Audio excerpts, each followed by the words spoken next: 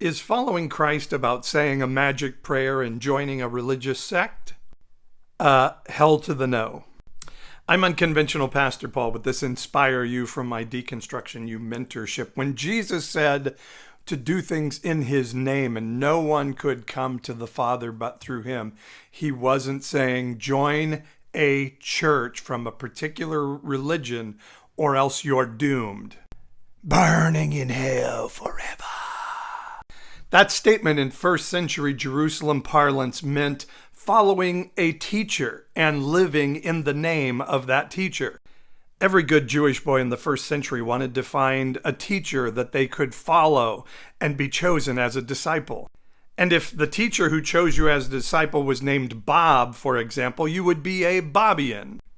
You would come in the name of Bob. You would live life through Bob. Jesus was saying the kingdom of heaven, of bringing heaven to earth, making it on earth as it is in heaven, could be done through his name or becoming a Christian following Jesus Christ.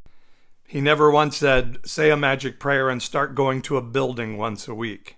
See, the problem with that teaching from evangelicals is that as we grew up Christian, we were taught we either had to buy the whole exclusivity thing of Christianity and everybody else was going to hell, or we had to throw the whole thing out. But I have exciting news. In the next life, there's going to be Christians, and there's going to be Jews, and there's going to be Muslims. There's even going to be Democrats. Sorry to tell you guys. Just like your cell phone.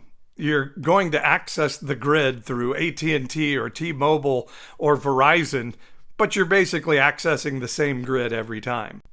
And me, somewhere along the line, I picked up AT&T, and it's really kind of a pain in the butt to change, and it works for me, so I hang with it.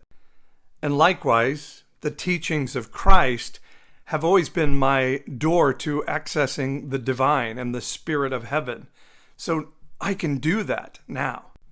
But I'm not going to curse other people who find other ways to connect to the divine and it draws them to their best self because, well, that would make me an asshole. Love God with all your heart, soul, mind, and strength, and love your neighbor as yourself. It's pretty simple. And if your spiritual walk is drawing you to your best self to love your neighbor, I bless it. And the only religions I curse are the ones that say they are the only ones who are going to get to heaven.